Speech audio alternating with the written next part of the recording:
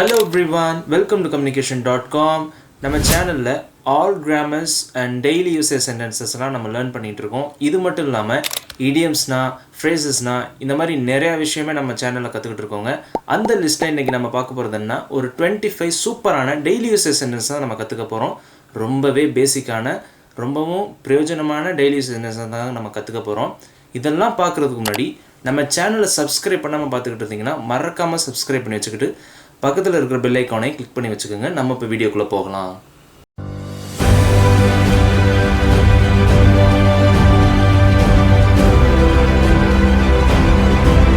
Alright, இன்றைக்கி நம்ம பார்க்க இருக்கிற ஃபர்ஸ்ட் சென்டென்ஸ் என்னென்னா, எனக்கு தண்ணி கொடு. எனக்கு தண்ணி கொடு. இது இங்கிலீஷில் எப்படி சொல்லலாம்? Give me water. இங்கே கொடுன்றதை கிவ்னு சொல்லணும்.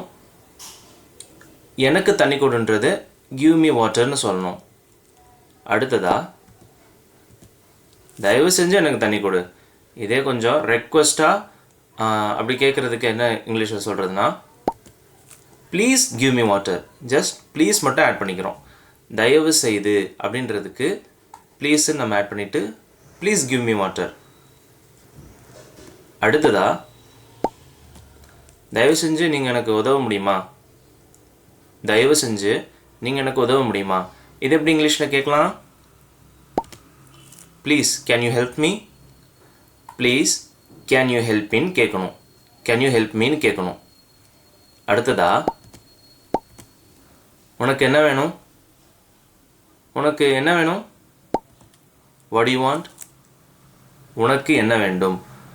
உனக்குன்றதுக்கு யூன்று யூஸ் பண்ணணும். What you want.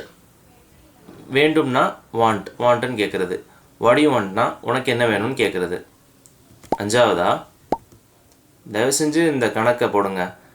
ஏதாச்சும் பசங்களை பார்த்து பேரண்ட்ஸ் சொல்லுவாங்கள்ல, இந்த இந்த இந்த கணக்கு வந்து போடு அப்படின்னு நம்ம சொல்கிறதுக்கு இங்கிலீஷில் எப்படி சொல்லணும்னா, please do this problem. Please do this problem. கணக்குனா இங்கே ப்ராப்ளம்னு சொல்லுவோம். ஏதோ பிரச்சனையை மட்டும்தான் ப்ராப்ளம் சொல்லாமல் இங்கிலீஷில் கணக்கை வந்து ஒரு சில இடத்துல ப்ராப்ளம்னு நம்ம யூஸ் பண்ணுவோம். அடுத்ததா, மன்னிக்கவும் எனக்கு நேரம் இல்லை. மன்னிக்கவும் எனக்கு நேரம் இல்லை. இது எப்படி இங்கிலீஷில் சொல்லலாம்? Sorry I have no time. மன்னிக்கவும்னா சாரின்னு சொல்லலாமா? I have no time. எனக்கு நேரம் இல்லை. ஐ ஹாவ் நோ டைம்னா எனக்கு நேரம் இல்லைன்னு அர்த்தம். இங்கே நம்ம பார்க்க போகிற அடுத்த சென்டென்ஸ் என்னென்னா, அம்மா தயவு செஞ்சு எனக்கு உதவுங்க. அம்மாட்ட நம்ம ரெக்வஸ்ட்டாக கேட்போம்ல, அம்மா எனக்கு அதை ஹெல்ப் பண்ணுங்க அப்படின்றத எப்படி இங்கிலீஷில் கேட்கலான்னா, மம்மி ப்ளீஸ் ஹெல்ப் மீ. அம்மானா மம்மி, ப்ளீஸ் ஹெல்ப் மீ. எட்டாவதா, உனக்கு இது தெரியுதா. உனக்கு இது தெரியுதா அப்படின்றத எப்படி இங்கிலீஷில் கேட்கலான்னா, do you know this. Do you know this. தெரிகிறதா அப்படின்னா know. Do you know this. ஒன்பதாவதா, ஆம் நன்றி. இதெல்லாம் ரொம்பவே பேசிக்கானது தான். இது உங்களுக்கு தெரிஞ்சிருக்கணும். S thanks. ஆம்னா எஸ்ன்னு அர்த்தம். நன்றி அப்படின்னா தேங்க்ஸ்ன்னு அர்த்தம். இதெல்லாம் ரொம்பவே பேசிக்கானது தான். அடுத்ததா, தங்களுக்கு நான் உதவட்டுமா ஐயா. இது ரொம்ப தூய தமிழில் இருக்குது. நம்ம நார்மலாக அப்படிலாம் பேச மாட்டோம். இங்கிலீஷ் கலந்து தான் பேசுவோம். அது எப்படி இங்கிலீஷில் கேட்குறதுனா, may I help you sir. May I help you sir. 11வதா, தங்களுக்கு உதவ என்னை அனுமதியுங்கள் ஐயா. இதை allow me to help you sir. Allow me to help you சார்னு சொல்லணும். அனுமதிக்கிறதுனா இங்கிலீஷில் அலோவ் அப்படின்னு நம்ம சொல்லணும். Allow me to help you sir. 12வதா, இன்னும் ஏதேனும் உண்டா. இன்னும் ஏதாச்சும் இருக்கா அப்படின்றத எனிதிங் எல்ஸ் அப்படின்னு நம்ம கேட்கணும். Anything else. 13வதா, போதும் நன்றி. இது ரெண்டு தனித்தனி வார்த்தை வந்திருக்கு. இது எப்படி இங்கிலீஷில் கேட்கலாம்னா, எப்படி சொல்லணும்னா, இனஃப் தேங்க்ஸ். போதும் அப்படின்னா இனஃப், நன்றி அப்படின்னா தேங்க்ஸ். இது ஆல்ரெடி பார்த்தது தான். 14வதா, உங்களுக்கு நன்றி ஐயா. உங்களுக்கு நன்றி சார். இதை நம்ம எப்படி இங்கிலீஷில் சொல்லணும்னா, தேங்க்யூ சார். ரொம்பவே ஈஸி. Thank you sir. 15வதா மிக்க நன்றி, ரொம்ப ரொம்ப தேங்க்ஸ் அப்படிலாம் சொல்லுவோம்ல, இதெல்லாம் எப்படி இங்கிலீஷில் கரெக்டாக சொல்கிறதுனா மெனி தேங்க்ஸ் அப்படின்னு நம்ம சொல்லலாம். Many thanks. 16வதா தங்களை சந்திப்பதில் நான் மகிழ்ச்சி அடைகிறேன், உங்களை பார்த்ததில் எனக்கு ரொம்ப சந்தோஷம். இதை எப்படி இங்கிலீஷில் சொல்கிறதுனா glad to meet you. glad to meet you. 17வதா நீங்கள் என்ன செய்கிறீர்கள், நீங்கள் என்ன செய்கிறீங்க. பொதுவாக நம்ம கேட்குறது நீங்கள் என்ன செய்கிறீங்க அப்படின்றத எப்படி இங்கிலீஷில் கேட்குறதுனா what do you do. what do you do. பொதுவாக ஒருத்தவங்களை பார்த்து நீங்கள் என்ன செய்கிறீங்க அப்படின்னு கேட்குறதுக்கு what do you doன்னு கேட்கணும். 18வதா என்ன நடந்தது, இது ஆல்ரெடி ஒரு முடிஞ்ச ஒரு விஷயம். ஸோ இதை கேட்குறப்ப எப்படி இங்கிலீஷில் கேட்கணுன்னா வாட் ஹேப்பன். இங்கே என்ன அப்படின்றத இங்கிலீஷில் வாட்டுன்னு கேட்போமா, இங்கே நடந்தது அப்படின்னு ஒரு முடிஞ்ச ஒரு விஷயத்தை சொல்கிறப்ப ஹேப்பண்ட் அப்படின்னு தான் கேட்கணும். What happened.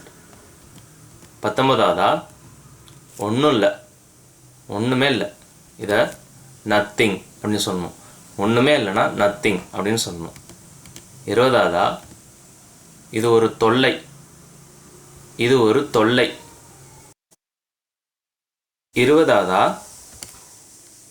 இது ஒரு தொல்லை, இது ஒரே தொல்லை அப்படின்றத எப்படி இங்கிலீஷில் சொல்லணும்னா it is a nuisance. It is a nuisance. Nuisance அப்படின்னா தொல்லைன்னு அர்த்தம்.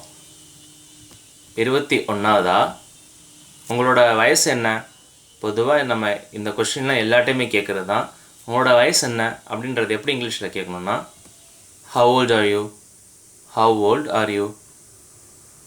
22வதா கவலைப்பட ஒன்றுமே இல்லை, இதெல்லாம் எதுக்கு கவலைப்பட்டுட்டு, கவலைப்படுறதுக்குலாம் ஒன்றுமே இல்லை.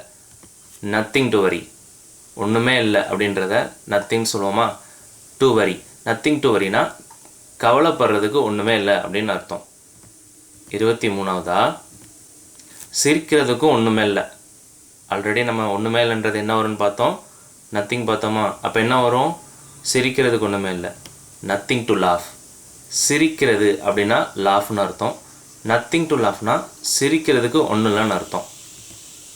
24வதா சிந்தித்து பேசு. பேசுறதுக்கு முன்னாடி கொஞ்சம் யோசித்து பேசு அப்படின்னு சொல்லுவோம்ல, அது எப்படி இங்கிலீஷில் சொல்கிறதுனா திங்க் பிஃபோர் யூ ஸ்பீக். திங்க்னா சிந்திக்கிறது, பிஃபோர் யூ ஸ்பீக்னா பேசுகிறதுக்கு முன்னாடி சிந்திக்கிறது, அதாவது சிந்தித்து பேசு அப்படின்னு அர்த்தம். 25வதா நிச்சயமாக. இதை எப்படிலாம் சொல்லலாம்னா ஒன்று ஷியோர்லின்னு சொல்லலாம், அஃப்கோர்ஸ்ன்னு சொல்லலாம், அப்படின்னா செட்டன்லி அப்படின்னு சொல்லலாம். அஃப்கோர்ஸ், ஷியோர்லி, செட்டன்லி இது எல்லாமே நிச்சயமாகன்றதை குறிக்கும். ஓகே, இப்போ கடைசியாக உங்கள் எல்லாருக்கும் ஒரு சின்ன ஒரு டெஸ்ட், காமன் டைம். நீங்கள் எல்லாமே இந்த சென்டென்ஸை ட்ரை பண்ணுங்கள். இன்றைக்கி வெயில் ரொம்ப அதிகமாக இருக்குது, இன்று அதிக வெயிலாக இருக்கிறது. இதை எப்படி இங்கிலீஷில் சொல்லலான்றது நான் உங்களுக்கு ஆன்சர் பாதி சொல்லிட்டேன். ஒரு ரெண்டு வார்த்தை மட்டும்தான் இங்கே நான் சொல்லாமல் இருக்கேன். அது என்ன வரும்ன்றது எல்லாருமே ட்ரை பண்ணி மறக்காமல் காமெண்டில் நீங்கள் டைப் பண்ணி போடுங்க. இந்த வீடியோ பிடிச்சிருந்துச்சுன்னா லைக் பண்ணிவிட்டு நிறையா பேருக்கு ஷேர் பண்ணி விடுங்க. சப்ஸ்கிரைப் பண்ணாமல் பார்த்துக்கிட்டு இருந்தீங்கன்னா மறக்காமல் சப்ஸ்கிரைப் பண்ணி வச்சுக்கோங்க. தேங்க்யூ.